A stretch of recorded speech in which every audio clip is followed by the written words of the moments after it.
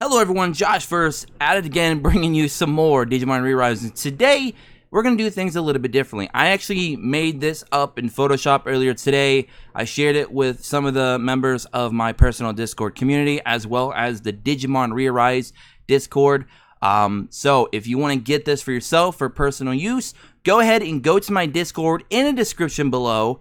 Go to the Digimon ReArise channel in my Discord server and go to the pinned messages and go ahead and grab this image for yourself so you can download it and keep it on your phone or your PC, whatever you're using, or tablet perhaps, and use it whenever you need it. It's basically just a helpful reference sheet, so in case you're confused or misunderstand or completely forget what certain things do in the game, this will be a nice reference sheet that you can look back on and kind of get a great idea of what's going on. And, you know, hopefully it helps a lot of players out, especially new players. That's what the whole purpose of this was.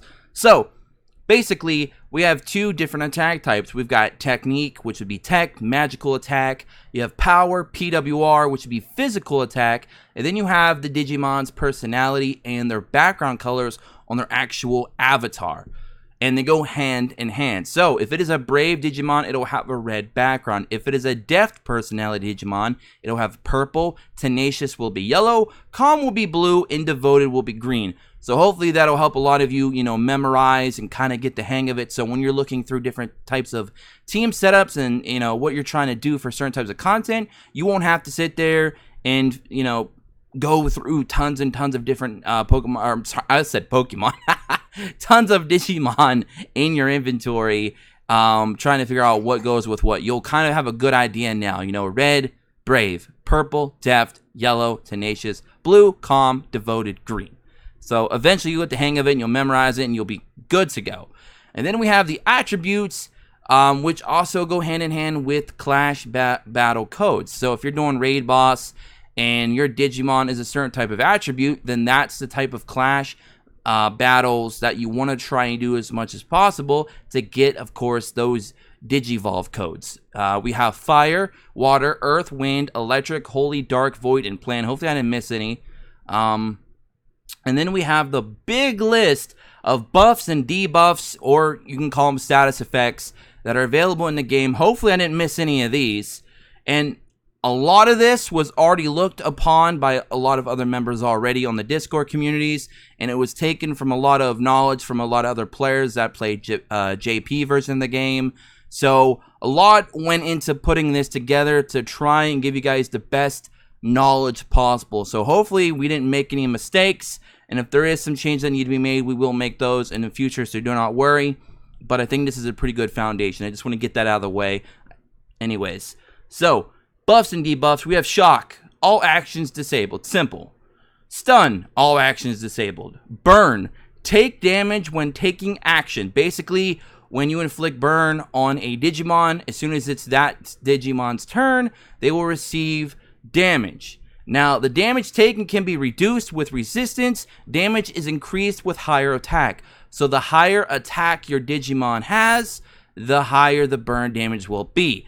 And the damage can be reduced if you're on the receiving end of a burn if you have more resistance. And when I mean resistance, I mean tech and power resistance, which we'll get into that later on at the very end.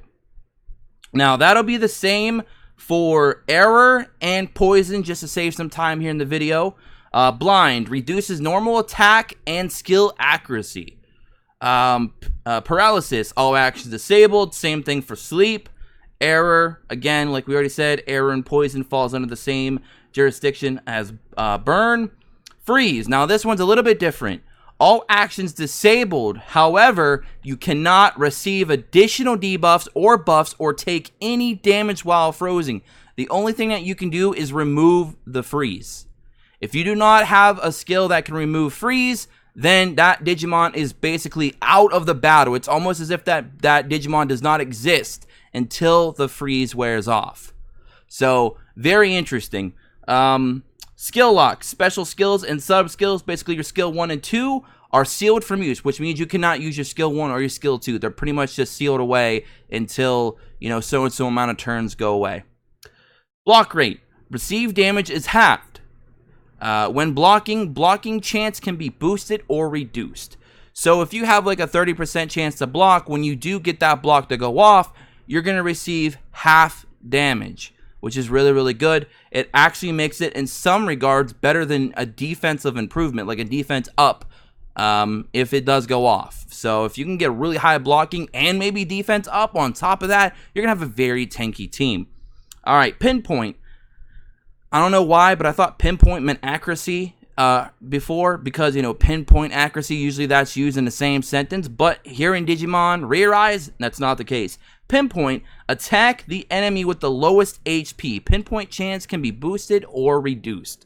So basically, you could throw in a cleave unit and then have a single target that can take away the one with the lowest HP to get it off the field quickly if they have a very high pinpoint percentage. So that'd be a really good 1-2 combo. Have a cleaver, you know, an AoE DPS, and then have somebody with single target high damage go in and do some cleanup. All right. Attack, boost or reduce attack of all allies or enemies. I mean, that's pretty self-explanatory. Same thing for critical. Boost or reduce a chance to land criticals, which increases damage by 1.5 times. Defense, boost or reduce defenses of allies or enemies. HP recovery, heal allies HP. And then resistance, which we talked about earlier in the video, lowers incoming damage of either tech or power based on that type of resistance used. So basically, if you have power resistance and you're fighting against a Digimon that is a power type attacker, you're going to be reducing their damage by however much percentage it is for your skill or passive or plug-in gear. So very, very cool.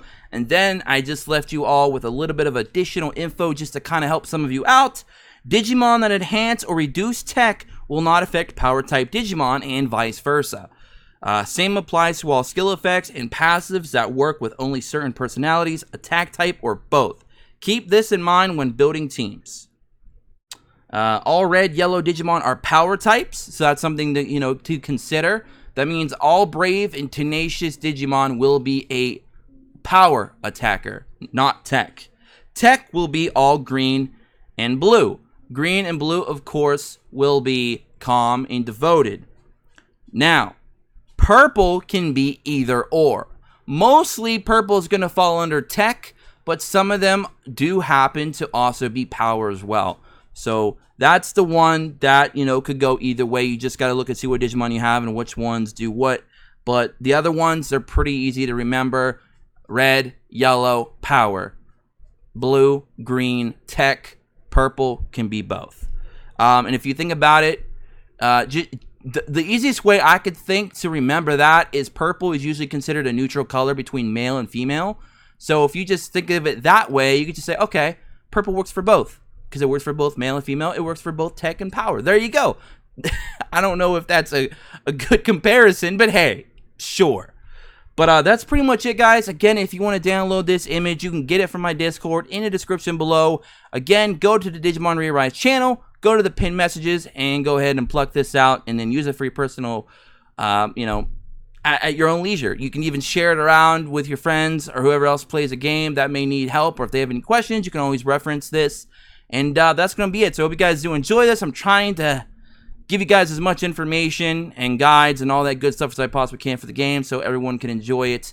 And yeah, so I'm going to see you all in the next one. Have an awesome weekend wherever you are. Don't forget to subscribe, tick notifications, join us in the Discord below, and don't forget to like the video and comment below if this was helpful. Until next time, have an awesome day and weekend. As I said, peace.